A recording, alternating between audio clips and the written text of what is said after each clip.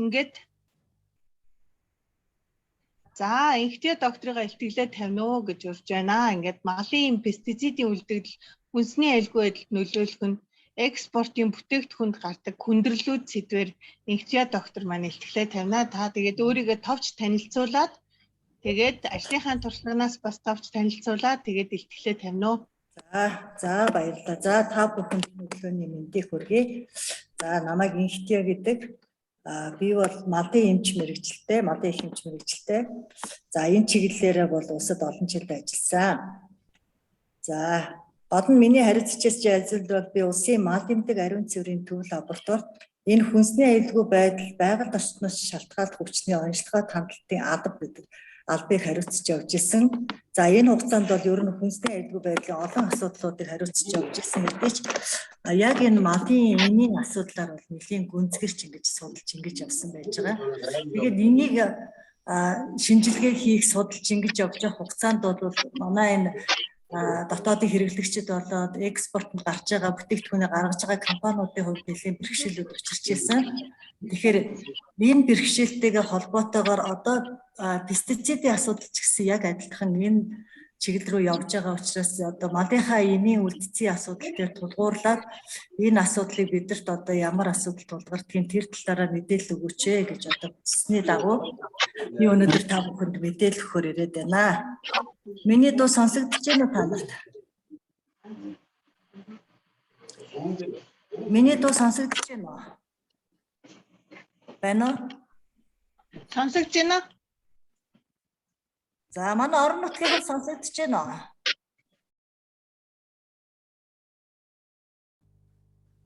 Манай орон нутгийн сонсогдож байна уу? Би цаашаа явах уу?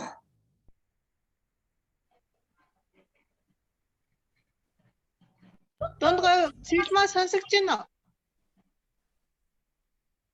Сонсогдож байна. Сонсогдож байна. За сонсогдохгүй байна гэдээ явна шүү. За хэдүүлээ нөгөө онлайнаар болохоор энэ чинь нөгөө заалтанд биш болохоор яг нэг амьд харилцаа үүсч өгдөг. Тэгээд дээр нь бас дунд нь асуух юм байвал шууд асуугаад би нэг юм асууя гэд асуугаад харилцан яриад яваарай манайхаа. За ер нь энэ малын эмийн асуудал бид нар энэ мал амьтны эрүүл мэндийн хууль түрүүнд нь бид нар нөгөө мал амьтны эрүүл үржлийн асуудал ингээд цуг нэг хууль явж ирсэн бол одоо сүүлдээ салаад 2017 18 онд энэ мал амьтны эрүүл мэндийн хууль шинээр батлагдсан. Тэгэхээр энэ хуулинд бол шинэ заалт юу орсон бэ гэхээр за энийг юу нэг доош нь онгочмаар ах юм. Эний яг презентацийн хэлээд ах юм. За та таглагдж байна уу? Презентацийн чи бүтэн харагдаж байна уу? Бүтэн харагдаж байна уу те? За энэ мал амьтны эрүүл мэндийн хууль гарсантай шинжлэгдсэнтэй холбоотойгоор нэг том бүтэн бүлэг бол нэмж орж ирсэн. Тэр нь бол юу гэж орж ирсэн гэхээр энэ нийтийн эрүүл мэндийг хамгаалах гэсэн ийм сэдв бол бүтнээр орж ирсэн юм а. Энэ сэдв бол урд нь байгаагүй. Тэгээ та бүхэн харж байна энэ дөрөвдүгээр бүлэг буюу нийтийн эрүүл мэндийг хамгаалах гэдэг энэ сэдв бол шинээр нэмэгдэж орж ирсэн байгаа. Тэгээ яагаад энэ нэмэгдэж орж ирсэн бэ гэхээр бид нар ер нь бол яг малын эрүүл мэнд л гээд яваад байдаг. Тэ малаа л эрүүлжилж байвал тэрэнд ер нь юу ч хамаагүй хэрэгэлдэг. Яг мал юу идэж ууж байгаа, юу хэрглэж байгаа, ямар эв тариа хэрглэж байгаа гэдгийг бол нэг анхааралгүй ирсэн байна. Гэтэл энэ маань явсаар байгаад энэ хүнсний аюулгүй байдал нөлөөлд юм ба. Эцэст нь бид нар яах гээд энэ мал амьтнаа ингэж эрүүл өсгөх зорилт тавиад байгаа юм бэ гэхээр энэ нь бол нөгөө эрүүл хүнийг бий болгох тийм ээ, эрүүл нийгмийг бий болгоход чиглэгсэн асуудал юм байна. Тэгээ хэрвээ бид нар эрүүл хүн, эрүүл нийгмийг бий болгож чадах юм бол цаашдаа бид нар олон улсад худалдааны чөлөөт байдлыг бий болгож болох юм байна гэдэг үүднээсээ энэ малыг эрүүлжүүлнэ гэдэг бол цаашдаа ер нь хүний эрүүл мэнд, нийгмийн эрүүл мэндтэй холбоотой асуудал юм байна гэж үзсэн учраас энэ заалтыг бол нэмэж оруулсан юм а. Тэгэхээр энэ заалт бол хэд хэдэн зүйлүүд бол нэмэж орж ирсэн. Тухайлбал за мал амьтнаас энэ хүнд халдварладаг өвчнөдтэй яаж хяналт тавих юм, яаж тэмцэх юм тийм ээ. За мал хэрэглэж байгаа эмийн зохистой хэрэглээ яаж зохицуулах юм. За мал амьтанд тижээлээрээ дамжуулаад ямар одоо нэмэлт тижээл авдгийг. Тэгэхээр тэрэн дээр бид нар юу анхаарах ёстой. За мал амьтны гаралтай энэ хүнсний түүхий бүтээгдэхүүн дэх малын пестицидийн үлдэгдлийн асуудлыг яаж хийн зохицуулах юм тийм ээ. За мал амьтны гаралтай энэ хүнсний түүхий бүтээгдэхүүний ариун цэвэр магадлан шинжилгээний баталгаажуулалтыг хэн хийх юм бэ гэдэг асуудлуудыг тус нь ингээд заагаад зааварчлаад өгсөн байдаг юм аа. За тэгэхээр энэ мал амьтны энэ имийг ер нь яаж зохицуулахын, хэн хариуцахын гэдгийг нь бол энэ дээр маш сайн зааглаж өгсөн. Малчин ямар үүрэг хариуцлага бүтээхийн, малын эм чинь яг ямар үүрэг хариуцлагын тий. Улсаас ер нь ямар арга хэмжээ авах ёстой ингээд заагаад өгчихсөн байж байгаа. Тэр дотроо бол яг одоо малын эмийг одоо жороор олгоно. За тэрийг зөвхөн малын эм чинь хяналтанд ор хэрэглэнэ. За малчин бол зөвхөн одоо улсын бүртгэгдсэн баталгаатай эмийг малынхаа эмчтэй ярьж тохирч хэрэглэнэ гэдэг байдлаар заалтууд орсон байж байгаа. Тэгэхээр тэрнээсээ гадна улсын хэмжээгээр ер нь энэ малд хэрглэж байгаа малын эм пестицидийг одоо хянах хэрэгтэй байна тийм ээ. Энэ хянахын тулд бид нар энийг анх одоо үйлдвэрлэхээс ахуулаад импортоор орж ирэхээс нь ахуулаад хинээр дамжуулж одоо энийг борлуулах уу, хэдийд мал амьтандаа хэрэглэх үү, хэдийд хүнсэндээ хэрэглэх үү гэдгийг зохицуултыг бий болгох хэрэгтэй байна. Тэгэхээр энэ үлдэгдлийн хяналтын үндэсний хөтөлбөр гэдэг заашгүй байх ёстой байна гэд. За тэгээд энэ үндэсний хөтөлбөр бий болно. Энэ үндэсний хөтөлбөрийг засгийн газар танилцуулаад мал амьтны эрүүл мэндийн асуудал хариулсан засгийн газрын гишүүн батална гэдэг зохицуулалтууд хийгдсэн байх нэ. Тэгэхээр олон улсын хэмжээнд бол энэ ийм пестицидийн аюулыг холбогдлолтойгоор маш одоо зохицуулалтууд бий болсонтой холбоотойгоор манайд ч гэсэн энэ хөтөлбөрийг бол зайлшгүй хийх ийм шаардлага гарч ирж байгаа юм. Гэхдээ ийм тогтолцоог бий болгох нь бидэрт бол энийг ийм тогтолцоотой бий болохгүй гэж ерөөсөө бидэрт бол ямар нэгэн сонголт байхгүй. Энэ бол бүр зайлшгүй хийх шаардлагатай. Хэрвээ бид нар өөрсдөө эрүүл хоол хүнс хэрэглэе гэж үзэж ивэл нэгдүгээрт энэ хоёр талын ач холбогдолтой байна. Нэгдүгээрт бол бид нар дотоодынхаа зах зээлийг хамгаалах, хүмүүсийн нийгмийн эрүүл мэндийг хамгаалахын тулд зайлшгүй өөрсдөө бид нар ямар төрлийн химийн бодисыг бидний хоол хүнс болох гэж байгаа юмд хэрэгжилж байна гэдгийг заавалчгүй хянах хэрэгтэй байдаг юм. Дээр нь бид нар олон улсад бүтээгдэхүүнийг гаргах гэж байгаа бол манайх одоо ямар нэгэн байдлаар эм пестицид гэх мэт химийн бодисуудыг мал амьтан болоод ургамалдаа хэрэгэлдэггүй гэдгийг батлах ийм зайлшгүй шаардлагатай байд юм байна л да. Тийм учраас бид нар энэ үндэсний хөтөлбөр гэдгийг бол заавалчгүй мөрдөж хэрэгжүүлж батлуулж ажиллах шаардлагатай байд юм байна. За тэгээд бид нар энийг ойлгохын тулд эхлээд бид нар нөгөө хүнсний аюулгүй байдлынхаа суур ойлголтыг сайн ойлгоод авчих хэрэгтэй. За ер нь одоо аюултай хүнс гэдэг бол мэдээч хэрэг хор хөнөөл гэмтэл үүсгэж болох ийм эрсдэлтэй тийм одоо элементийг агуулж байгаа хүнсийг л хэлж байгаа шүү дээ.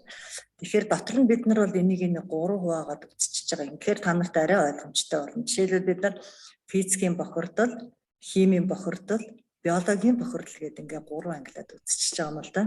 Тэгэхээр физикийн бохирдол гэдэг бол хүн бүхэн мэдчихэдэг тийм ээ, нүдэнд харагдаж гарт баригддаг ийм бохирдлуудыг хэлж байгаа. Гэхдээ хор аюулын хувьд арай багтай.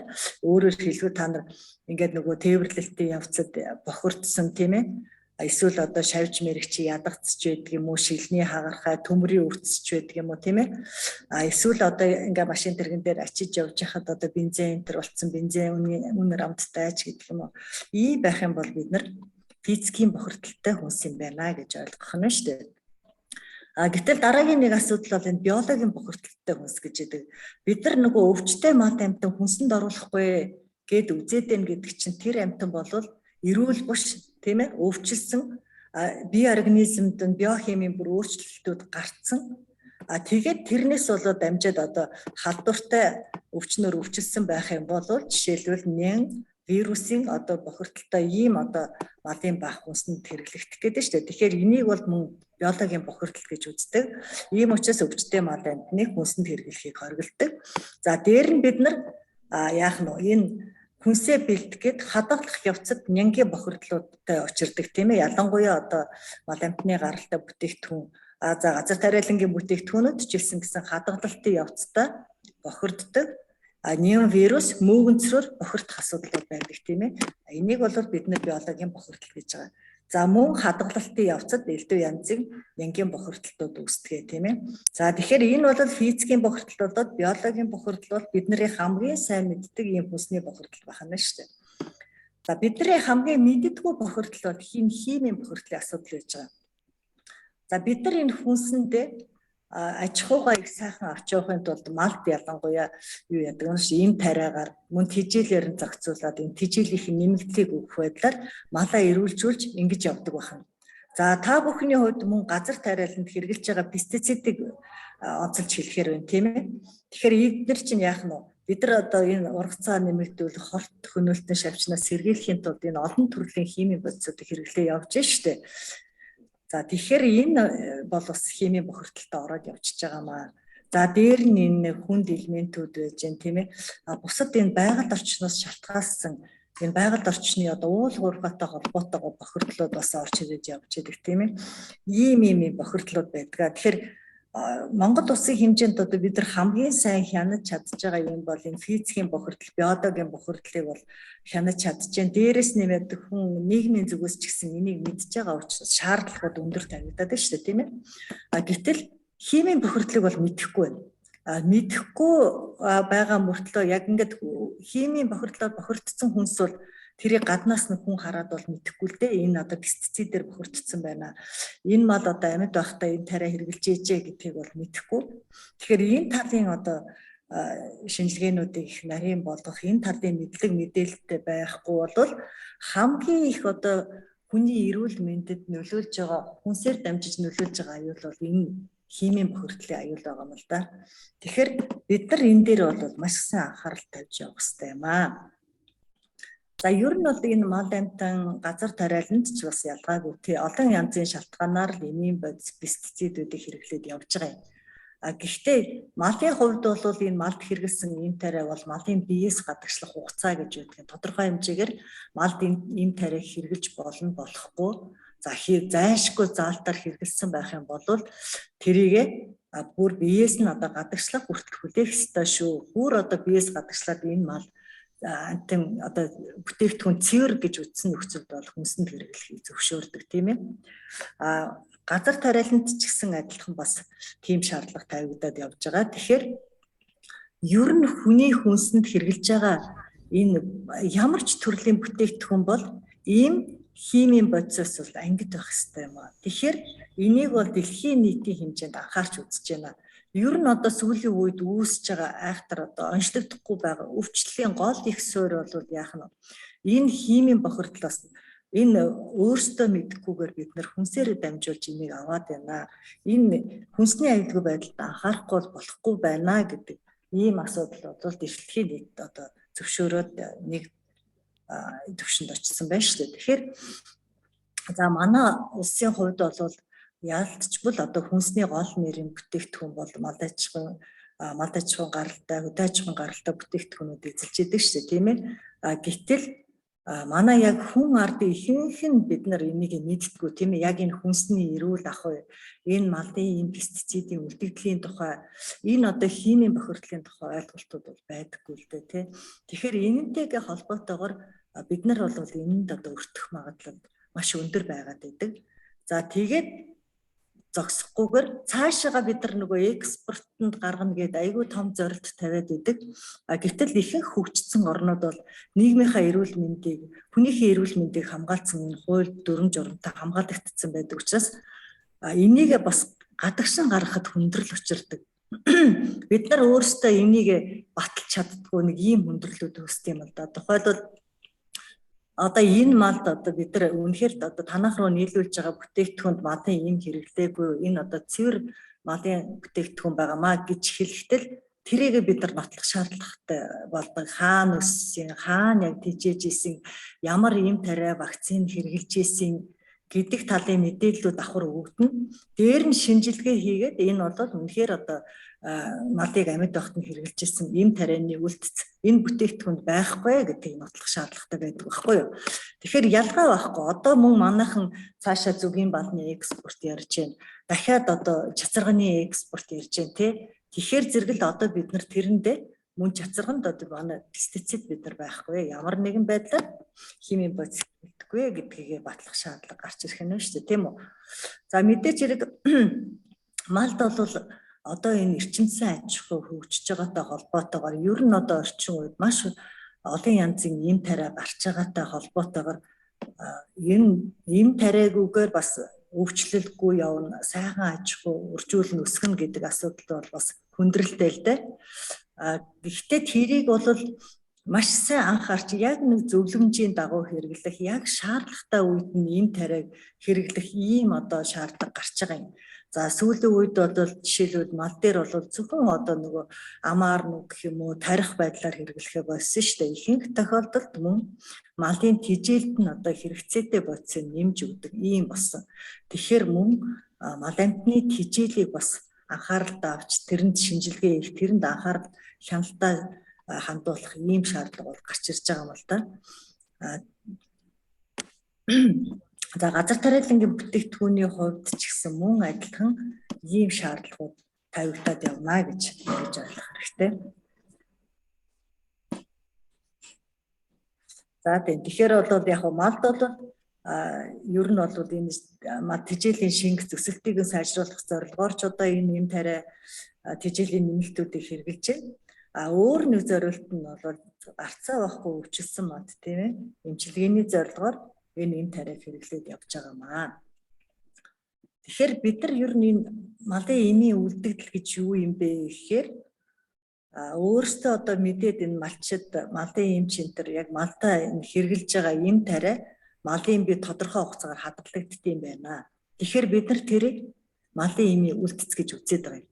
За тэр нь бол тодорхой хэмжээгээр байхдаа яг ийм хэлбэрээрээ ч байж болно. Тэр нь тэрний задралын бүтээгдэхүүн хэлбэртэй ч байж болно.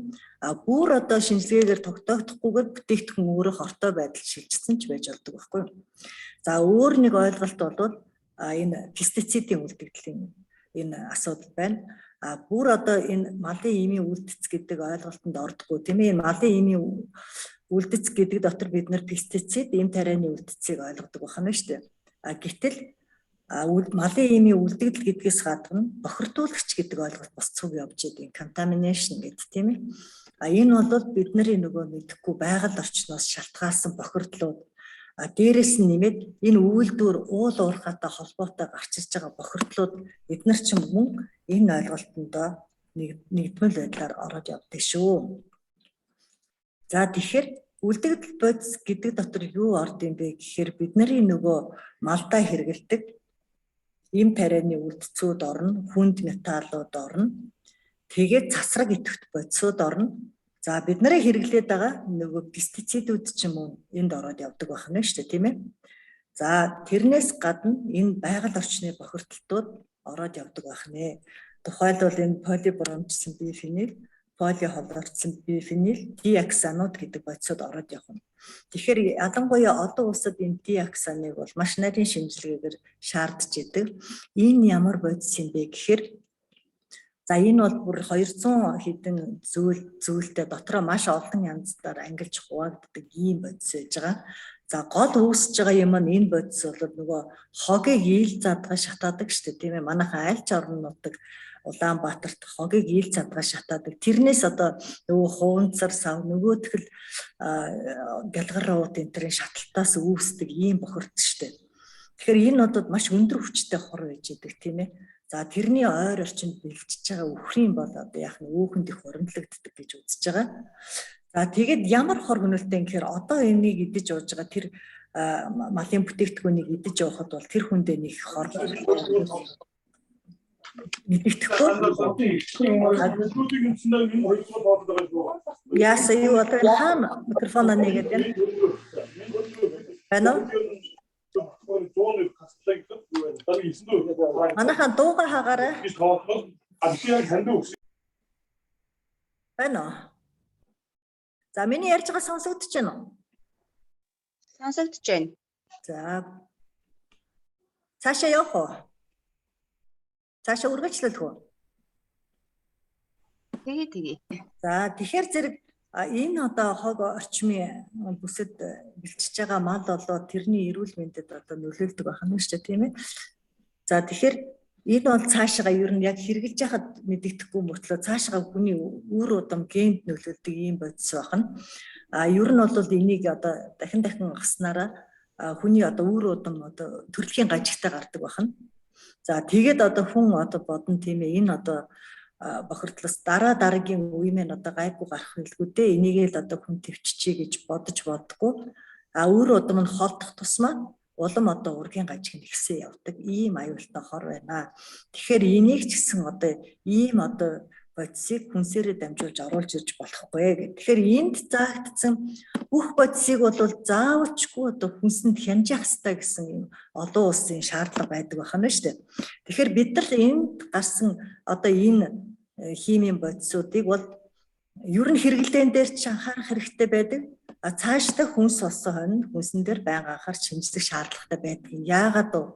Яагаад гэвэл энэ бодисууд бол хүний эрүүл мэндэд онцгой нөлөө үзүүлдэг тийм ээ. Хүн өөрөө мэдэхгүйгээр энэ химийн бодисыг аваад идэг. Иймээрээ одоо их аюултай биднэрт мэдэгддэггүй тийм ээ. За тухайлбал бид нар одоо эмчид очиод үзүүлэхэд эмч өвчтөн хоёр бол юу хэрглэж байгааг мэдчихэдэг тийм ээ.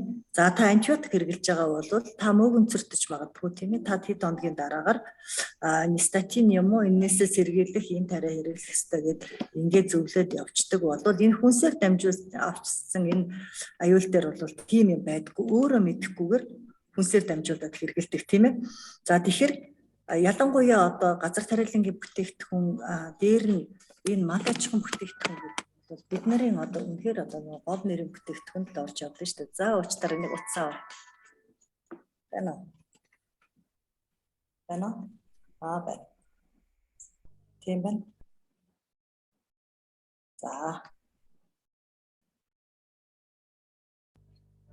За би хийнэ. Одоо нэг хичээлтэй тэгж чад хийчихье. За яа.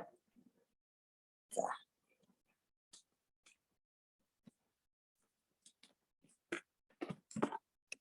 Байна.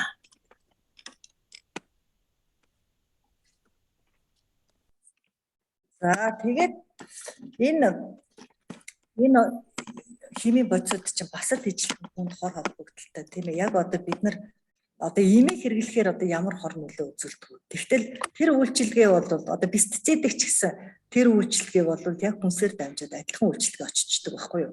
Тэгвэл тэрний тун хэмжээ, тэрний хуримтлагдах байдал эн чинь бол ганц удаа хэрэглээл хүнд шууд хүүчдэг юм биш л дээ. Тэгэхээр маш олон удаагийн давталттай. Тэгэхээр бид нар хүнсээр дамжуулаад хүнсийг бид нар өдөр бүхэн хэрэглэж байгаа тийм ээ. Тэгэхээр тэрнээс чинь өдөрт хэдэн удаа бид нар хүнс иддэг үлээ, жилд сард хэд иддэг үлээ. Тэгээд ингээд давтамжийг бодоод үзэхээр энэ олон давтамжаар ингэж аваад ахаар сүүлдээ нөгөө кумуляц гэдэг хуримтлал үүсдэг байхгүй юу хүний биед тийм ээ. Хэр хэмжээгээр үүснэ. Тэгээд олон жилийн дараагаар юм уу тэр хуримтлал үүсээд хүний өөрийнх нь мэдрэх чадвартай холбоотой ялангуяа хүүхэд төгсчүүл тийм ээ. Энэ бас өөрсдийнх нь онцлогтой холбоотойгоор за энэ одоо ийм химийн бодис мэдрэг усуд байж болно. Тэрнтэй холбоотойгоор бас сөрөг нөлөөлөлд үүсдэг байна шүү дээ. За тухайлбал энэ нянгийн төсвөрчил чанарыг нэмэгдүүлэх гэж явж идэг. Микрофон хаагаарай манайхаа.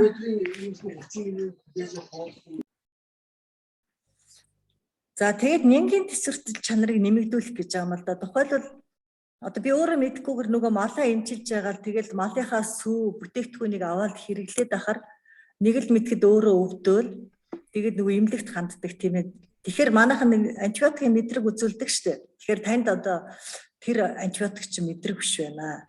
Та тэрийг хэрэглэж болохгүй гэд тийм ээ. Тэр өөрөө би эмчилгээ хийлгээгүй би энэ антибиотикийг хэрэглэж байгаагүй гэж хэлээд нэмэргүй байна штэ. Магадгүй тэр хүнсээр дамжуулаад одоо малдаа тариа хийж хагаад малынхаа сүүг ууцсан ч байдаг юм уу те нэлээд олон давталттайгаар ууцсан байхад нөгөөх нь яах нь өөрөө мэдэхгүйгээр нөгөө антибиотикт одоо хүүхэд нь хатгаа аваад эмчлүүлэх гэхээр нөгөө яг нөгөө антибиотикоор эмчлэгдэхгүй те өөр төрлийн антибиотик сонгох жишээ гэх тийм ээ. Тэгэхээр бид нар бол ер нь яг зөв эмнэлэгтгүй олон дахин эмчлүүлж бариад энэ төр яг энэ антибиотик эмэндээ төсвөртэй болцсон усуд бол байдаг л да тийм ээ. Тэр үйлчлэгээ болчихсон. Тэрнээс гадна ерөөсө огт хэрэгэлдэггүй хүн хүртэл одоо сүүлийн үед одоо энэ антибиотикт мэдрэг биш болсон ийм тохиолдлууд гараад байгаа юм л да. Тэгэхээр бид нар энийг бол яах нь бас хүнсээр авсан байх магадлалтай гэж ингэж үзэж байгаа. За тэгээд ер нь бол харшлын урвалгийг явдаг бидэртэй их хүмүүс бас харшилтай болцсон байж идэг. Гэтэл одоо бас юунаас харшилтай болсноо мэдэхгүй яваад идэг тийм ээ. Гэтэл мөн л одоо энэ химийн бодисуудыг хэрэглэсээр байгаа л өөрөө далдуур юм аюулд өртсөөр байгаа л тийм ээ. Өөрөө одоо мэдрэг болцсон явах тохиолдол байдаг байна шүү дээ тийм ээ. За ийм байдаг учраас ийм одоо хүнсэнд хэрэгжилж байгаа химийн бодисыг бол маш их болгоомжтой анхааралтай маш их зааврын дагуу хэрэглэх ёстой шүү гэж ингэж зааж өгдөг юм аа. Тэгэхээр ийм аюулууд байдаг учраас заавалчгүй одоо хүнсэндээ энэ химийн бодисыг хянаж байгаа чи гэдгийг олон улсын зүгээс одоо зөвлөдөг. За тэгвэл бид нар одоо энд нөгөө үлдэгдэл энэ хүнсэнд байж болох үлдэгдлийн дээд хязгаар гэдэг имийг олон улсаас заагаад өгсөн байдаг. Тэгэхээр энэ үлдэгдлийн дээд хязгаарын түвшинд илрүүлж чадах арга аргачлалыг хэрэглэдэг ийм лабораториудыг бий болгооч. Тэгээд хүний хүнсэнд очихоос өмнө энэ бүтээгдэхүүнүүдийг хянаач. Энэ хүнсэнд чинь ийм одоо пестицид малын эмийн үлдэж явж явах вэ гэдэг үүднээс энэ үлдэгдлийн дээд хязгаар гэдгийг бол тогтоож өгсөн байдаг. За лаборатори бол яг үгээр энэ үлдэгдлийн дээд хязгаарын түвшинд байна уугүй юу? Энээс хэтэрчүүгүй юу? Энээс хэтэрх юм бол хүний эрүүл мэндэд эрсдэлтэй гэж заагаад өгсөн байдаг байна шүү дээ. Гэдгийг яг хүнсний бүтээгдэхүүнийг одоо худалдаанд нийлүүлэхийн өмнө бол шинжилж үзэж байгаа юм л да. Гэхдээ ер нь бол хүний хүнсэнд очиж байгаа бүтээгдэхүүн гэдэг бол ямар нэг байдлаар химийн бодис хэрэглээгүй л байх ёстой. Тийм л шаардлагыг тавьдаг олон улсад. Бид нар ч гэсэн өөрсдөө эрүүл мэндийнхаа хувьд тийм ээ химийн бодис хэрэгэлсэн тийм бүтээгдэхүүнийг сонгохыг бодохгүй шүү дээ. Тийм учраас дэлхийн нийтээр манайхан ч гэсэн сүүлийн үед тийм ээ дандаа нөгөө ориг бүтээгдэхүүн, натурал бүтээгдэхүүн тийм ээ яг одоо байгалаараа байгаа бүтээгдэхүүн ямар нэгэн юм хэрэглээгүй бүтээгдэхүүнийг хэрэглэхийг зорж байна. Ямар нэгэн химийн бодис хэрэглээгүй бүтээгдэхүүн бол зах зээлд бас өндөр үнэлгээтэй гарахаар ийм одоо нөхцөл орчин бүрдсэн байна шүү дээ тийм ээ. За энэ юмнаас шалтгаалаад яг энэ одоо жишээлбэл малын мах байж юм тийм ээ. Яагаад бид нар одоо өөрсдөө одоо Монгол малын мах их байгаа мөртлөө тэрийгээ бас хэрэглэж чадахгүй манай энэ дарга нар ч гэдэг юм уу ер нь одоо нарийн өндөр хэрэглээтэй одоо хүмүүс Австралиас малын мах авчирч идээд байна тийм ээ. Яагаад Японоос яагаад Солонгосоос малын мах авчирч идээд байна тийм. Тэгэхээр тэр өндөр хөгжсөн орнууд бол энэ малд чинь бид нар ийм юм хэрэглээгүй гэдгийг баталж өгч чадчих шүү дээ тийм үү. Манайд бол тэрийгээ сайн баталж өгч чадахгүй байна. Манай хэрэглэгч нар ч гэсэн өөрсдөө энэ одоо аль орон нутгаас ирсэн бол яасан бол юу хэрэгэлсэн бол гэдгийгээ сайн мэдэхгүй итгэл үнэмшил багтаа байгаа учраас тийм ээ. Гадны зах зээлээс орж ирсэн малын мах бол өндөр өртөгтэй ийм байж байгаа шүү дээ. За ийм арт энтерт бол хэлэн 80 мянга гэдэг одоо мах байж юм гэдэг бол энийг хэрэглэгчд байгаа учраас тийм ээ энэ гадны махууд бас ийм өндөр үнэтэй яваад байна. За энэ энтэй уялдуулаад за би бол нөгөө малын эмчийн хувьд бол бид нар одоо мал эмнэлгийн лабораторид ажиллаж байхдаа энэ хүнсний бүтээгдэхүүн дэх малын эмийн үлдэгдлийн зөвшөөрөгдөх дээд хэмжээ гэдгийг бол олон улсын хүнсний хууль эрхцэн хорооны одоо энэ стандартыг бол үндэсний стандарт болгож батлуулсан. За бид нар ч гэсэн одоо ер нь бол пестицидын үлдэгдлийн үндэсний зөвшөөрөгдөх дээд хэмжээний стандарт гэж мөн байж байгаа. За одоо энэ бол 2007 онд батлагдсан учраас бид нар бол тэрийг бас сайжруулах юм шаардлага байгаад байгаа маа. За ер нь бол малд бас яг мал амьтанд хэрэглэхийг хоригдсан хид эмнүүд байдаг. Тэгэхээр энэ нэмнүүдийг бас улсын бүртгэхгүй байх. Энэ нэмнүүдийг хэрэглээгүй гэдгээ олон улсад батлах. Энийг хэрэглээнд оруулахгүй байх арга зохицуулалтуудыг заавалчгүй хийж өгөх ёстой байд юм л да. Өөрөөр хэлбэл бид нар малын мах гадагш нь гаргалаа гэхэд ийм нэмнүүдийг хэрэглээгүй гэдгээ батлаа гэсэн шаардлага тавьдаг. За манайх ч гэсэн мөн орж ирж байгаа бүтээгдэхүүн дээр ийм бүтээгдэхүүнүүд ийм байхгүй гэдгийг өөрсдөө бас шинжиж тогтоох ийм шаардлагатай байд юм л да. Эдгээр юмнууд бол яах нь нийгмийн эрүүл мэндэд аюултай тул олон улсад бол энийг бол хүнсний зориулалтаар үржүүлж байгаа мал амьтанд хэрэглэхийг хориглоно гэсэн ийм заалттай явж идэг шүү. За тухайлбал яах нь энэ нэр нь та нарт харагдаж байна те энэ хлорамфеникол, нитрофураны бэлтгэлүүд гэдэг ингээ явж байгаа. За зүгээр яг манай мал эмнэлгийн практикт бол урд нь хэрэгэлдэг байсан, хүн эмнэлэгт ч гэсэн хэрэгэлдэг байсан да. Та нар барыг мэдж байгаа бох левомицин гэж юм шүү дээ. Энэ чинь гидсний тийм ээ. Одоо бол энийг бол нэг хэрэглэхээ болцсон. Ер нь бол яагаад хэрэглэхээ болсон бэ гэхээр энэ юм бол нөгөө үүрэл ургийн хөгжилд сөрөг муу нөлөөтэй, удамшил сөрөг нөлөөтэй, за хавдар үүсэх хэрэгсэлтэй хамгийн аймаар их тохиолддог юм бол энэ цус төлжилтөд муугаар нөлөөлдөг. Цусны хавдар буюу апластический анеми гэж өвчлөлт үүсгдэг учраас энийг бол хүнсээр дамжуулч ч гэсэн одоо хүн авч болохгүй гэдгээр одоо бол эмчилгээнээс одоо бүрэн халагдсан ийм юм байж байгаа. Ер нь бол бүр эрт манайх бол саяхнаас л энэ юмыг хэрэглэнээс хасж байна л да. Гэтэл бүр одоо Европын холбооны улсууд бол 94 оноос 2005 онд одоо энэс гарсан сөрөг нөлөөллүүд их гараад байгаа учраас энийг үнэлээд энийг бол энэ хүнсний зорилтоор өрчүүлж байгаа мал амьтанд хэрэглэхийг хориглоод ингэ явцсан байдгийг. Тэгэхээр та нар анзаарч байгаа бох. Ер нь бол Европын холбооны хөгжсөн улс орн бол нөх хүнсэнд хэрэглэх мал амьтан гэдгийг аягүй чухалчилж авч үздэг байхгүй юу. Тэгэхээр хүнсэнд хэрэглэх мал амьтанд одоо тийм юм хэрэглэж болно, тийм юм хэрэглэж болохгүй гэдэг ингээд заагаад өгсөн байдаг байна шүү дээ, тийм. Манайд бол тийм заалт байхгүй. Бид нар бол айлч малтай бол эмчилгээ хийгээ явдаг. За бас эмчилгээ хийлэгдсэн мал зах зээл рүү орж ирэх одоо магадлалтай байдаг тийм ээ. Тэгэхээр энэ дээр бол улмал анхаарлаа хандуулаад ингэж явахгүй болохгүй байт юм аа.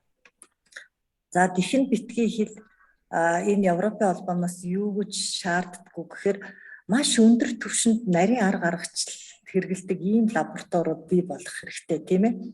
За ер нь бол бүр огт байхгүй хэмжээнд хүртэл одоо бид нар лаборатори бол жишээлбэл 0.3 микрограммын түвшинд илрүүлж чадах тийм арга гаргачлал хэрэгэлдэг лабораториор шинжилгээ хийгдсэн байх ёстой гэсэн ийм шаардлагуудыг тавьдгийг.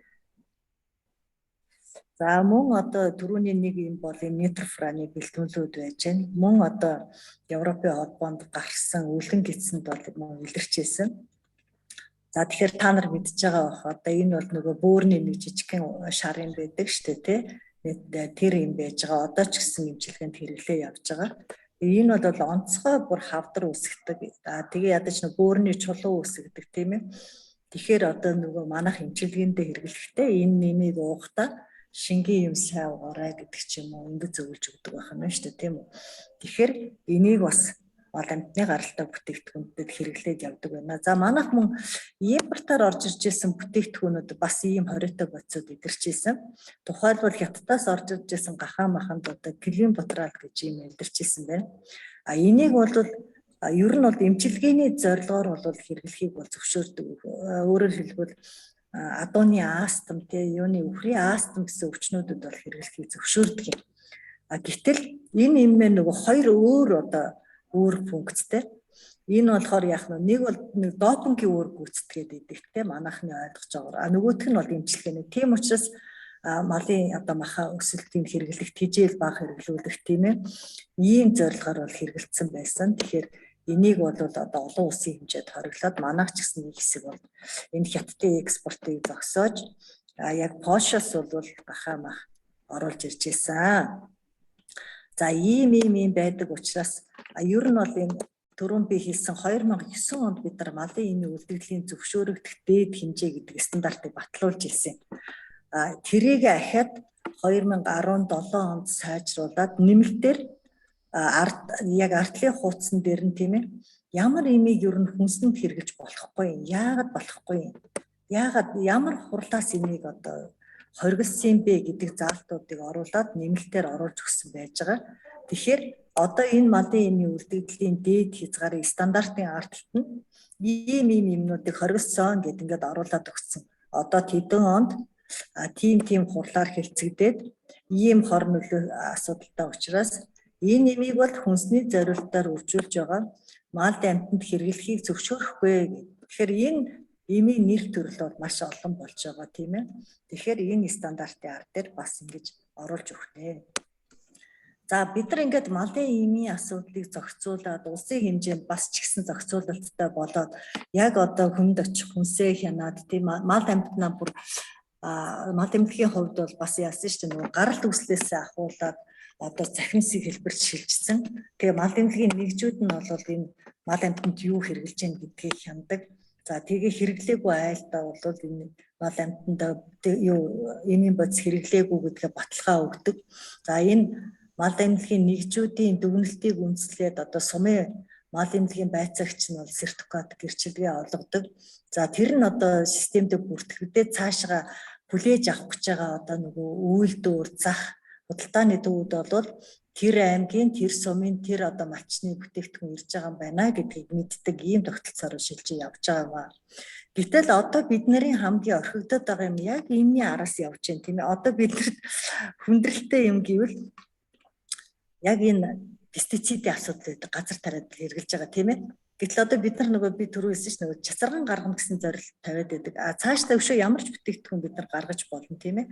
Ядаж л өөрсдөө хэрэглэж байгаа хэрэглэн дээр анхаарах хэрэгтэй гэдэг. Гэтэл яг энэ малын имэн дээр учирч байгаа энэ хүндрэлүүд бас эргэж очих гэдэг тийм ээ.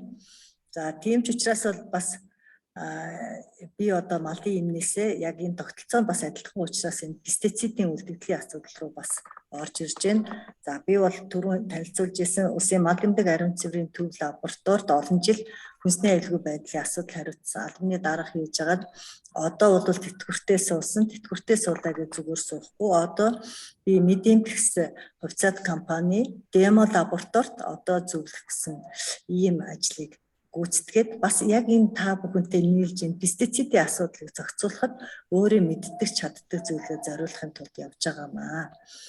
За тэгэхээр пестицид гэдэг бол та нар бол газар тариалангийн улсууд байна. Бүгдээрээ сайн мэдж байгаа тийм ээ. Манай энэ хөдөө аж ахуй газар тариаланд төрөл бүрийн хортон хүнэлтний эсрэг хэрэгэлдэг бүх төрлийн химийн бодисуудыг хэлж байгаа шүү дээ тийм ээ. Тэгэхээр энэ газар тариаланд хэрэгжилж байгаа энэ химийн бодисуудаас гадна бас мал эмнэлэг бол нөгөө угаалгын бэлтгэмэлд гээд бас олон пестицидыг хэрэгэлдэг хашаа хороо ариутгал тийм ээ вирусын өвчнүүдийн эсрэг сайн шүлхий гэдэг тийм ээ гэх мэтчлэнгээр бас энэ ариутгалын бодисуудыг хэрэгэлдэг байх нь шүү дээ. Тэгэхээр энэ бол газар тариалан мал эмнэлэг ялгаа байхгүй адилхан пестицидыг хэрэглээд явдаг ийм одоо салбарууд юм байна гэж ингэж ойлгох хэрэгтэй. За пестицидыг бол мэдээж дотор нь бол англиар та хэд мэдж байгаа тийм ээ. Холоорт органик нэгдэл, фосфорт органик нэгдэл, энэ пертроидын нэгдэл гэдгээр англиар явж штэ тийм үү. За ер нь олон улсын зүгээс бол сүүлийн жилүүдэд хамгийн хориглогдож байгаа юм бол энэ холоорт органик нэгдлийн хэрэгцээг бол их хориглож байгаа. Яагаад гэвэл энэ холоорт органик нэгдлүүд бол огт задардаггүй.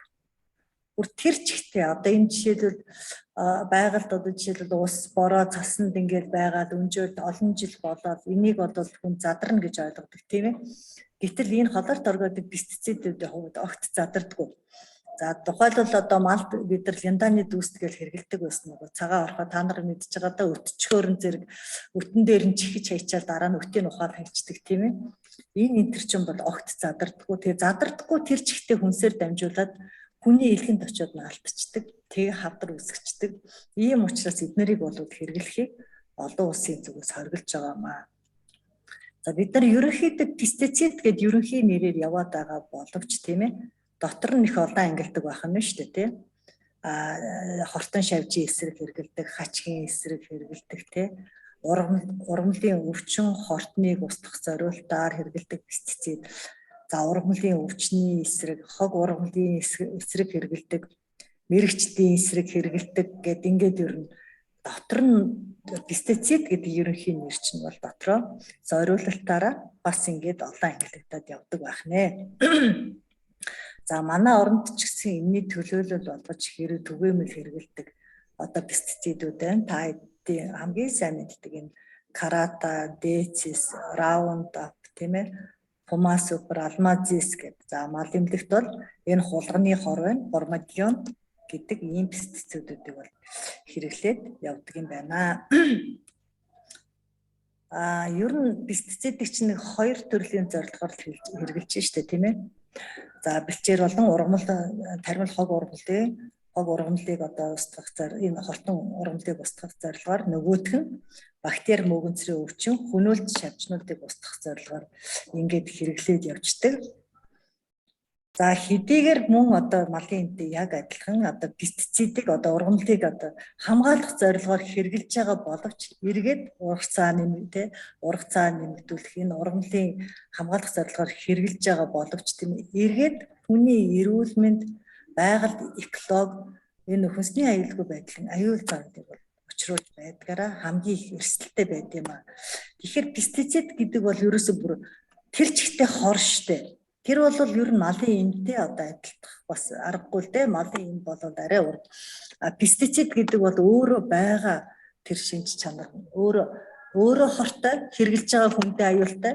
Дээр нь хүнсээр дамжаад очихоор аюултай ийм юм байдаг байна шүү дээ. Тэгэхээр Дэлхийн эрүүл мэндийн байгууллагын мэдээгээр пестицид хэрэглэнээс жил бүр ойролцоогоор 2 сая хүн хорт 40 мянган хүн амнасаа автж байна гэсэн юм мэдээ байдаг юм байна. За дэлхийн хэмжээнд 6 мянган нэр төрлийн 130 сая тонн пестицидыг үйлдвэрлэж байна гэсэн юм. За тэгээ өндөр хөгжилтэй орнуудыг энд дурдсан байна тийм ээ. За пестицидийн хэрэглээтэй өндөр хөгжилтэй орнд мөн одоо энд дурдсанаас гадна манай одоо урд хөрш болох хятад бол бас өндөр хэрэглээтэй оронд ороо явж байгаа.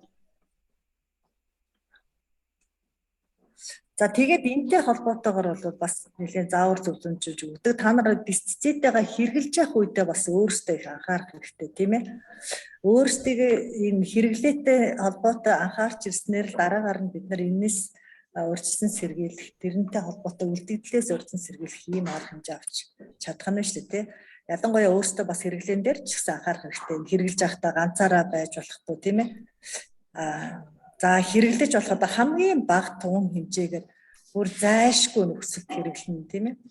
За усны их сурвалжаас хол байх хэрэгтэй. Энийг хэрэглэж явахдаа өөрсдөө хөдөлмөр аюулгүй байдлын хувцас сэргэлтээс өмссөн байх хэрэгтэй тийм. За пестицид хэрэглэхдээ цагаараа нөхцөл байдлаа бас сайн тооцох хэрэгтэй. Бороотой салхитай хит халуун үед одоо энийг хэрэглэж болохгүй тийм ээ. За талбайдаа хэрэгэлсэн нөхцөд бол талбайд одоо аюулгүй байдлын заавалчгүй тэмдэг анхааруулга энэ юмнуудыг бол тавьж тэр талбайгаа хашиж хамгаалсан байх хэрэгтэй гэдэг тийм ээ. За энэ пестицидтэй харьцсны дараагаар бол нүүр гараа тэр хувцас центрээ бол заавалчгүй одоо угааж цэвэрлж энэ хол одоо өөрсдөөс хол ингэж байрлуулах хэрэгтэй.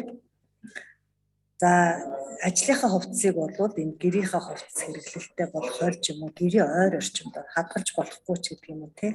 Ийм заавруудыг бас энгийн одоо мөрдөж явах хэрэгтэй. За тэгээд мөн одоо зайшгүй тохиолдолд хэрэглэнэ гэдгээс анхаарах хэрэгтэй. Зайшгүй тохиолдолд тэгээд яг өөрсдөө технологийн дагуу хэрэглэх хэрэгтэй. Бид нар одоо хятад бол пестицидийн өндөр хэрэглээтэй орно. Тэгээ нэг хэсэг бол бүр олон улсын хэмжээнд хүртэл хориглогдоод энэ пестицид хэрэгэлдэг гэдэг байдлаар ярьж ирсэн бол одоо бол нөгөө тариаланчид хятадын одоо энэ пестицид хэрэгжилж байгаа хүмүүс бол харьцангуйгаар нөгөө мэдлэг чадвартай болцсон. Энийг ямар хэмжээтэй хэрэглэх үү, хэдийд хэрэглэх үү, хэдийд ургацаа авах уу гэдгийг айгүй сайн мэддэг болсон. Технологи их сайн нарийн баримталдаг болсон байна л да. Тэгэхээр манайд бол энэ дээр л алдаад байна. Бид нар одоо сайн л гэх юм бол манайхан чинь нэг яадаг шүү дээ. Манай малчт ч ялгаагүй, манай газар тариалангийнхан ч гэсэн ялгаагүй тийм ээ. Энийг нөгөө технологиор нь хэрэгжилж мэддэггүй. Яг одоо чимхийг хийх ёстой гэсэн бол чимхийг л хийх ёстой тийм ээ. Тэгэхгүй одоо сайн гэхээр л ууц саваар нь аваачаад хийчдэг тийм ээ. Энэ бол болдгоо. Химийн бодис гэдэг бол заавалчгүй орц найрлага тунгаасаа шалтгаалж явдаг. Ийм юм байдаг шүү гэдгийг анхаарах хэрэгтэй юм а. За пестицидийн хувьд бол энэ 2001 онд Шведийн Стокгольм хотнод болсон энэ удаан задардаг органик бохирдуулагчийн сөрөг нөлөө гэдэг асуудал хэлцээд за энэ одоо удаан задардаг органик нэгдлүүдийг бол хэрэглэнээс хассан байж байгаа 2001 оноос. За нэлээ олон бодисууд бол энэс бол хасагдсан. Тэгэхээр энийг бол одоо газар тариаланд хэрэглэхийг хориглоод ийм зохицуулалтад явж байгаа. За манайхан мөн энэ химийн хортой болон аюултай бодисыг хадгалах юм устгах журам энэ 2007 онд гаргасан энэ байгаль орчны сайд эрүүл мэндийн яамтай хамтарсан ийм одоо бас журам байдаг юм байна.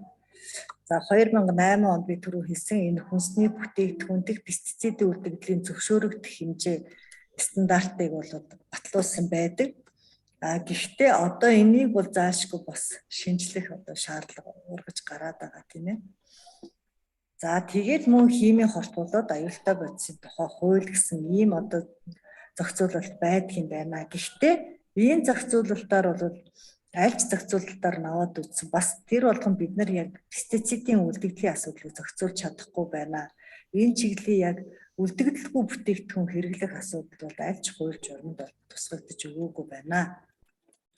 За пестицидыг хэрэглэх одоо мөн одоо шинжлэх лабораториудын хүчин чадал одоогоор бол мөн бас сайн хөгжиж чадаагүй байна. Гэхдээ бол энэ чиглэлийн одоо лабораториудыг шинээр байгуулад ингээд үйл ажиллагаа нь бас тогтмолцоод явж байгаа энэ лабораториуд байна. Тухайлбал одоо миний одоо ажиллаж байгаа энэ Мэдэмбэх сувцаад компани одоо Дема лаборатори бол за мөн одоо энэ пестицидийн үлдэгдлийг хянахаар үйл ажиллагаагаа эхлээд байж байна тийм ээ. Тэгэхээр энэ пестицидийн шинжилгээ нь хийн хормот граф багаж хийн хормот граф масс детектортэй багаж өндөр мэдрэмжийн шингэний хормот графын багаж гэдэг ингээд нарийн мэдрэмжтэй ийм багаж төхөөрөмжүүдийг бол хэрэглээд ингээд явдаг байх нэ. За ийм хор холбогдолтой байдаг учраас дэлхийн бүхэл одоо хүнсний чиглэлээр ажиллаж байгаа байгууллагууд энэ чиглэлээр анхаарал хандуулж хамтарч ажилладаг байх нэ. Тухайлбал одоо дэлхийн хүнс үдэ аж ахуйн байгууллага тийм ээ, дэлхийн эрүүл мэндийн байгууллага, хүнсний хууль эрх зүйн хороо, дэлхийн худалдааны байгууллага, дэлхийн мал амьтны эрүүл мэндийн байгууллага, хүнсний нэмэгдлийн хамтарсан экспертийн хороо гэдэг ингээд энэ олон байгууллагууд бол энэ хүнсээр ирж байгаа энэ химийн аюул занлуудыг багасгахын тулд энэ чиглэлээр хамтарч ажилладаг байх нэ. Тухайлбал одоо би бол малын эмч гэж та нарт хэлсэн тийм ээ. Дэлхийн мал амьтны эрүүл мэндийн байгууллага гэж байдаг. Тэр энэ байгууллага бол зөвхөн мал амьтны эрүүл мэндийн асуудалтай холбоотой асуудлыг ярьдаг байсан бол 2010 оноос мөн энэ хүнсний аюулгүй байдлын асуудал руу маш эрчимтэй орж эхэлсэн. Бүх улс оронд өөрийнхөө фокус поинтуудыг байрлуулсан тийм ээ. За миний хувьд бол би одоо 2010 оноос хойш дэлхийн мал амьтны эрүүл мэндийн байгууллагын хүнсний аюулгүй байдлын фокус поинт гэсэн ийм одоо давхар одоо бас сонгуульт ажлыг гүйцэтгээд ингэ явж исэн. Тэгэхээр бид нар одоо энэ олон улсын байгууллагуудыг мэдээлэлээр хангах манай оронд ямар төвшөнд явагдаж байгаа цаашдаа яах юм гэдэг асуудлыг хамтарч боловсруулахад ингээд оролцоод явдаг байх нэ. За тэгэхээр Монгол улс бол бид нар энийг хэрэгжилж исэн чи яадын байж исэн чи яадын гэж ингэж болдоггүй байх нь шүү дээ тийм ээ. За ер нь Монгол улсын хүн амын хүнс хөнгөн үйлдвэрийн одоо гол нэр төрлийн бүтээгдэхүүн бол энэ мал аж ахуйн гаралтай газар тариалангийн гаралтай тийм ийм бүтээгдэхүүнүүдэд эзлээ явж идэг. За Монгол улс өөрөө бол дэлхийн худалдааны байгууллагын гишүүн улс орон. За энэ эрүүл ахуй ургамал 20 цэрийн арга хэмжээ энэ хилцээр гэж байдгийн энэ ургамлын бүтээгдэхүүнийг малын гаралтай бүтээгдэхүүнийг зохицуулж яадаг ийм олон улсын хоорондын гэрээ хилцээр энэ санитари фитосанитари гэдэг гэрээ хилцээрүүд байдаг. За мөн худалдаанд дах техникийн дотоодыг арилгах энэ TBT хилцээр гэж байна. Кодекс алиментарусын зөвлөмж гэж байдаг энэ дэлхийн нөгөө хүнсний хууль эрх зүйн хорооны зөвлөмжүүдийг энэ гэрээ хилцээрүүдэд манай улс нэгдсэн байдаг учраас энэ гэрээ хилцээрээрээ хүнсний аюулгүй байдалтай холбоотой бүх заалтуудыг үндэсний хэмжээний заалтуудаа энэ олон улсын заалт руу оруулж өгөх энэ заалтуудад нийцүүлэх ийм үүргүүдийг бол давхар бүтээсэн байдаг юм аа. Тэгэхээр энэ үүрэг хариуцлага ухамсарлаад Монгол улс бол яг нь өөрсдийнхөө хууль тогтоомжийг энэ олон улсын хууль тогтоомж руу оруулаад ингээд явдаг байх юм байна. За ялангуяа энэ 2013 онд энэ манай энэ хөдөө аж ахуйн салбар тийм ээ ялангуяа хөдөө аж ахуйн салбарыг олон улсын болоод Европын холбооны стандартын шаардлагад нийцүүлнэ гэдээ ингээд заагаад өгсөн байгаа. Тэгэхээр энэс хойш манайх бас өөрсдийнхээ стандартыг энэ олон улсын болоод Европын холбооны стандарт жишгт нийцүүлээд ингээд явахаар ажиллаж байгаамаа. За тэгээд яах нь бид нар бол одоо энд Монголд бидэрт хэрэг хэрэглэнэ болно гэдэг ингэж болдгоо. Бид нар одоо олон улсын бүхэл бүтээгдэхүүнийг одоо Америкийн ч юм уу хаанхын ч юм бүхэл бүтээгдэхүүнийг Монголд авч хэрэглэж штеп. Тэр шиг дэлхий глобалчлагдсан энэ үед Монголын бүтээгдэхүүнийг бидэрт Монголын одоо газар тариалангийн бүтээгдэхүүнийг Монголын одоо мал махыг одоо олон улсад гаргах одоо аль ч улс орн авахд одоо нээлттэй бэлэн байгаа. Хамгийн одоо бид нар батлах юм нь ийм одоо бид нар химийн бодис хэрэглэдэггүй гэдгийг л олон улсад болоод экспорт, импорт хийж байгаа газруудтай батлах шаардлага байт юм л да. Түүнээс биш одоо альч засаг гарлаа гэсэн малчтын амжиргааг дээшлүүлээ, мал аж ахуйг хөгжүүлээ гэдэг ч юм уу те мал махаа гадагш нь гаргая гэсэн ийм лооцон тавиал ингээл явдаг. Гэтэл тэрний араас чинь нөгөө мад эмнэлгийн гэрээ хэлцээрүүд гэж явцдаг. Энэ дээр бол тодорхой заагаад өгсөн гэдэг. Ийм юм танах хэрэглээгүй байх ёстой. Энийг хэрэглэхгүй байх хууль дүрм зохицуулалтууд нь юу вэ? Яаж эмээ оруулж ирдгийг, яаж үйлдвэрлэдгийг, хэн нь энийг тараадгийг, хэдийд малдаа хэрэглэдгийг тийм ээ? Малдаа хэрэглэснийгээ хэн одоо батлахын? Тэгээ хэн хизээдээ одоо хүнсэнд хэрэглэдгийг. Тэг хүнс чинь одоо ийм пестицид агуулаагүй гэдгийг одоо батлаа. Лаборатори нь хэр хүчин чадалтай юм. Гэл ингэ явчихаар энийгээ баталж өгч чаддаггүй учраас манай нөгөө экспорт мал мах маань гадагшаа гарч чаддаггүй.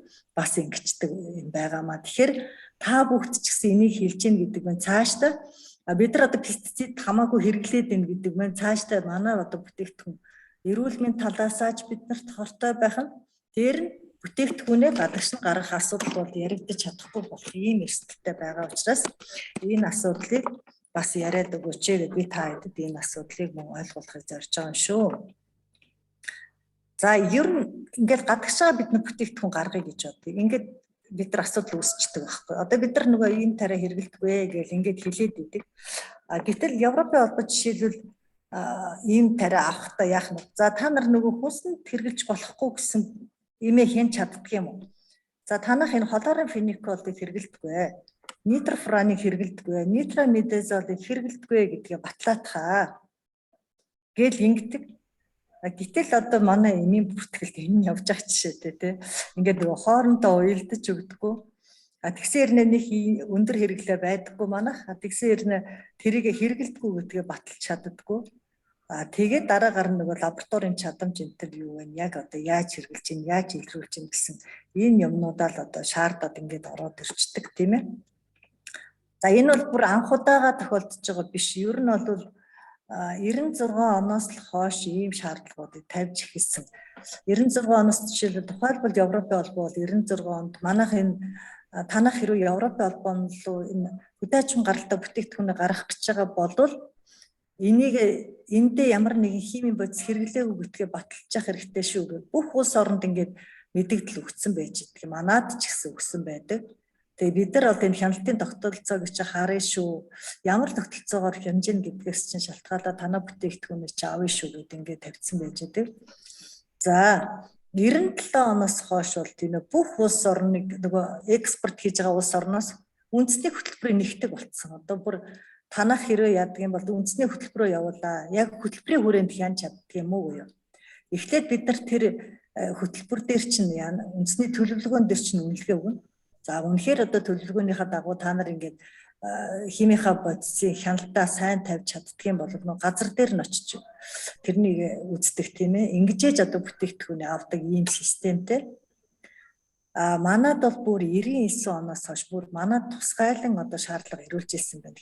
Яагаад гэвэл манайх нөгөө зах зээлд орсонтой холбоотойгоор ер нь бол 96 оноос хойш 99 оноос хойш энэ төр бол идэвхтэй одоо гадагшаа бүтээгдэхүүн гаргах асуудал яригдлаа шүү дээ. Тэрнтэй холбоотойгоор за Монгол улс хэрвээ одоо бүтээгдэхүүнээ гаргах гэж байгаа бол ийм байдлаар хянаа шүү гэж бүр Европын холбооны тусдаа гайд зөвлөмжүүдийг бол гаргаж ирүүлсэн байдаг. Ер нь бүх улс оронд бол энэ Европын холбооны зөвлөмж бол нээлттэй байдаг. Бид нар ер нь их өөр юм хайгаадах шаардлагагүй. Олон улсын ч гэсэн ер нь энэ Европын холбооны зөвлөмжүүдийг барьж ажилласан байдаг тийм ээ. Тэгвэл их амжилттай бүтээгдэхүүнийг бэлтгэсэн байдгийн. Тэгэхээр манайх бол тэр л дүрм журм юмын дагаал явчих юм бол тэрийг бол их асуудалгүйгээр ингэж бүтээгдэхүүнээ гаргах боломж үүсэж байгаамаа.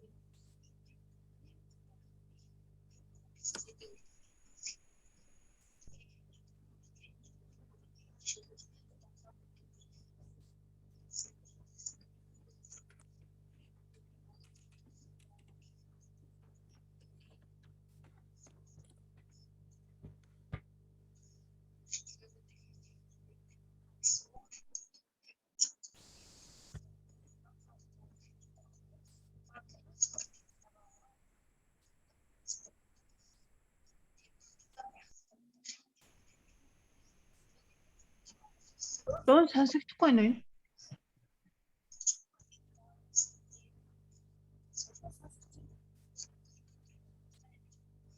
Сонсогдохгүй байна. Инхтээ доктор дуун сонсогдохгүй байна. Энэ оюун дэлгэр захирал ярьж байна. За. Сонсогдохгүй байна уу? Яг энэ слайдн дээр оюун дэлгэр захирал сая юу нэмэлт одоо тайлбарууд өглөө. За сая сонсогдоогүй шүү 2 слайд.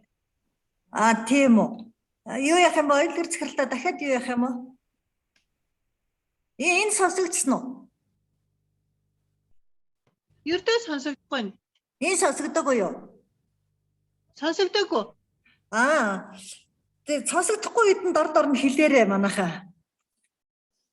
За тэгэхээр энэ 96 оноос ахуулаад одоо Европын холбоо жишээлбэл манайх руу ингэж Европын холбоо ер нь бүх улс оронд ийм шаардлага тавьж ирсэн байна шүү дээ. Мал амьтны гаралтай бүтээгдэхүүнтэй ийм химийн бодисын үлдэгдлийг хянах тогтолцоогоо бий болгооч. Манайх ийм тогтолцоотой болсон.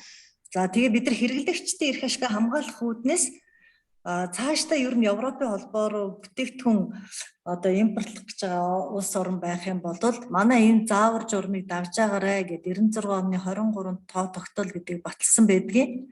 За тэгээд 97 оноос бол Европын холбоо бүтээгдэхүүнээ бол энэ эмийн үлдэгдэл бодисыг хянах үндэсний төлөвлөгөө гэдгээр хяндаг болсон шүү гэд ингээд 90 байгаа. За 99 оноос бол бүр тусгайлан одоо Монгол улсад ийм шаардлагуудыг тавьж эхэлсэн байна. За энэ тэгэхээр захирал дараагийнх слайдыг дахиад ярих нэ.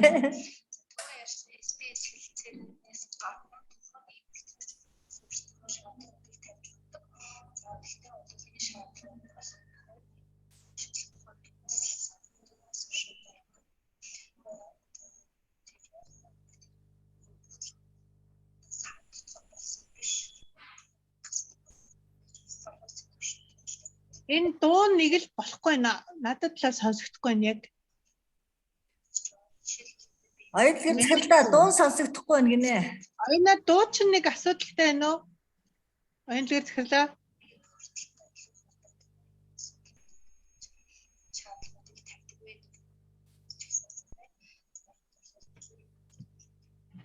Оюуна Сонсоо. Оюун дэлгэр захирлаа.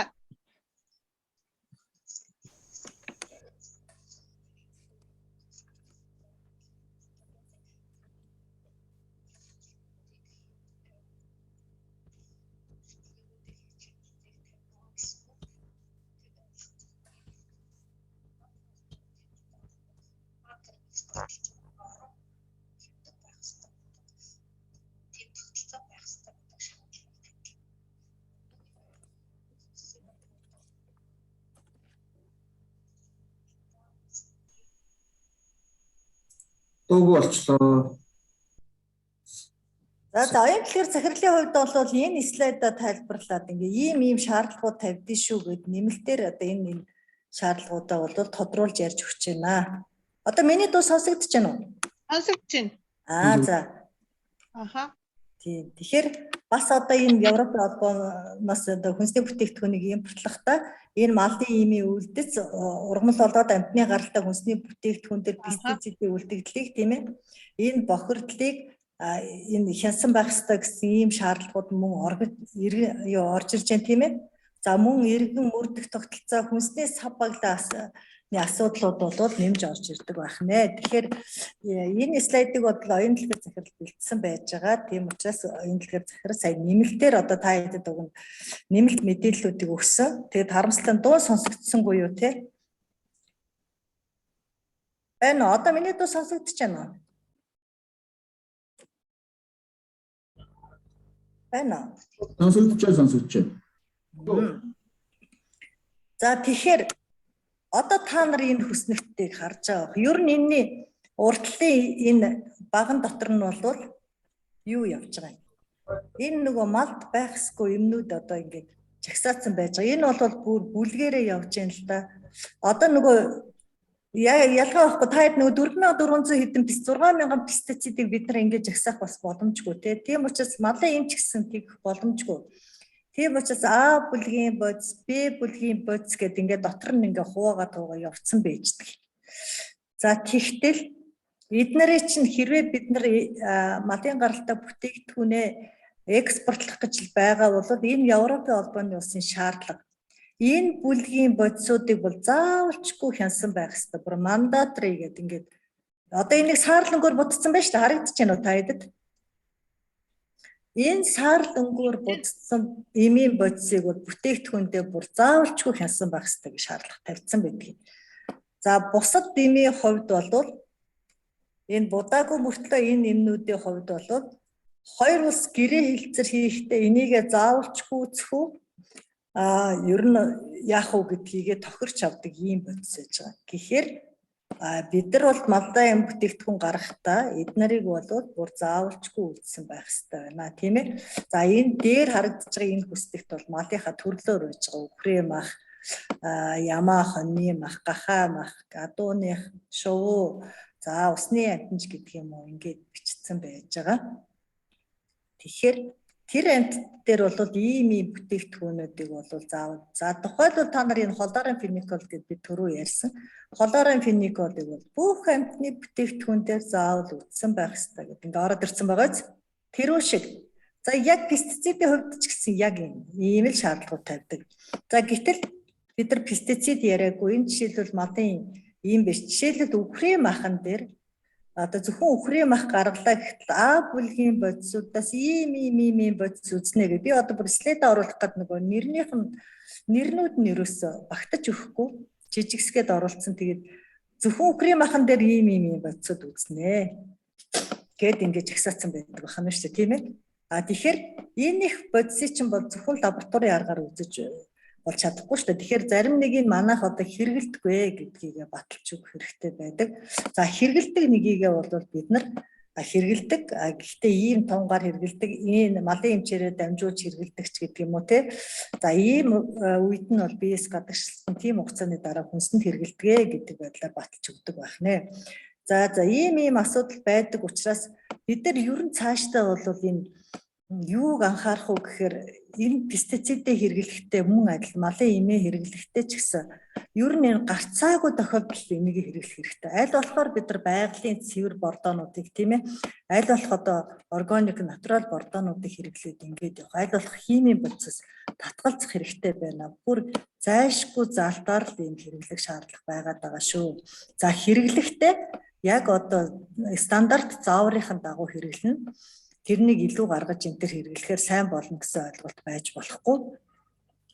За тэгээд ер нь бол бидний хамгийн сайн хэрэгжүүлж чадах юм гэвэл яагаад бид нар энэ лекцийг хийгээд байна? Та нар ч гэсэн энийг цаашаа паралелчдтай ярина. Яагаад энэ лекцийг хийгээд байна гэхээр өөрсдөө л хамгийн анхны хэрэглэн дээр л анхаарах хэрэгтэй. Түүнээс биш бүр бүтээгдэхүүн болцсон хойно хүний хэрэгцээнд очих гэж байхад нь юм уу экспортоор гарах гэж байхад нь одоо хяналт тавина гэдэг бол хожимдсан байдаг байхгүй юу. Тийм учраас анх газар тариаланд нөгөөх би бол малчтад хэлэхдээ тэгдэг нөгөө та нар бол энэ хүнсний аюулгүй байдлын асуудлын бүр ундраган дээр нь байгаа шүү тийм ээ. Та нар л одоо цэвэр бүтээгдэхүүн нийлүүлэхгүй бол цаашдаа бид нар цэвэр бүтээгдэхүүн гэж ерөөсөө ярьж чадахгүй. Энд л ийм тариа химийн бодисоос эрүүл одоо ийм ад бэлтгэх хэрэгтэй шүү гэж хэлдэг юм. Тэрнтэй яг адилхан. Газар тариалангийн бүтээгдэхүүн эрхэлж байгаа тариаланчид маань энэ газар тариалангийнхаа хамгийн ихний суурь тийм ээ газарт хөрсөнд одоо эхэлж одоо бүтээгдэхүүнээ ургуулхаас ахуулаад анхаарч энэ дээр явахгүй бол нэг нь бүтээгдэхүүн болоод цаашаа явцсан хойно бол тэрэн дээр тавьж байгаа хяналт бол оройтсон байдгийн шүү л гэдгийг анхаарах хэрэгтэй. За ийм учраас бол энэ ийм мэдээ одоо сургалтуудыг цаашаа та нар маш сайн хийж явах хэрэгтэй шүү л гэж хэлмээр байна. За анхаарал тавьсанд баярлалаа. Миний өнөөдрийн лекц ингээд дуслаа. Асуулт байвал асуугаарай. За ихтэй доктортой энэ дэлгэр захиралдаа их баярлалаа. Сонирхолтой бас маш их мэдээлэл өгсөн ихтгэл байлаа. За манай ихтгэлд оролцсон хүмүүсээс асуух асуулт байна уу? Ингээд зүүн бичлэг хийгээд авчихсан. Нэгээ сайхан сайтандаа байрлуулад олонний хүртэл болгоно. Одоо яг тариаланчид бас яг энэ асуудлаар их мэдээлэл авах сонирхолтой ийм цаг үе байгаа.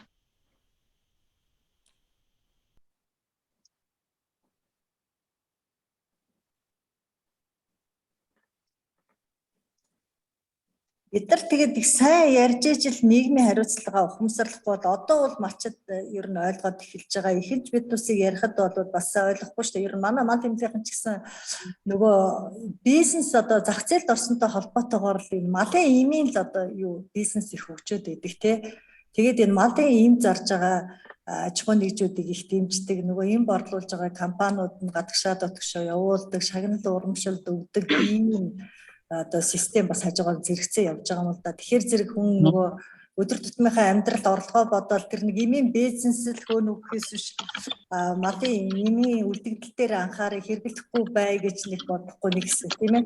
Дээр нэмээд олон улсын төсөл хөтөлбөрүүдийн шугамар айгүй их тусламж болгож ингэж малын эмнүүдийг энэ төр өгдөг юм болсон. Тэгээд одоо бол ер нь хэм чин анхаарах хэрэгтэй байна гэдгийг бол бүгд ойлгож байгаа. Гэхдээ бас хэрэгжилтэн дээр бас анхаарах юмнуудаас үнэхээр их цаг хугацаа шаардсан асуудал байт юм байна л да.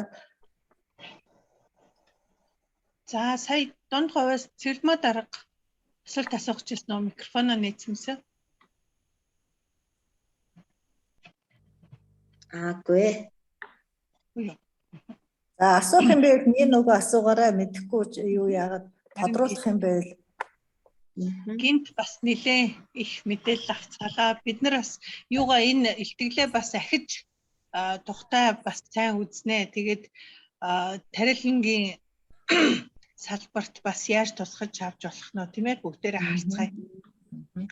За асуулт орохгүй бол өнөөдөр цаг заваа зартуулаад бидэнд сонирхолтой илтгэл тавьж өгсөн Medimpex компани хамт олон инхтиа доктортой их баярлалаа. Тэгээд бид нар хоорондоо ярилцж хагаад ахаад энэ сэдвүүд дотроос ахаад дэлгэрүүлээд ингээд асуух зүйлс ахаад илтгэл тавиулахаар бол би тань руу хандъя. За баярлалаа. За анхааран сонсон та хэд ч гэсэн баярлалаа. Амжилт хүсье. Баярлалаа. Бас мэдээлэл авлаа. Баярлалаа. Баяртай.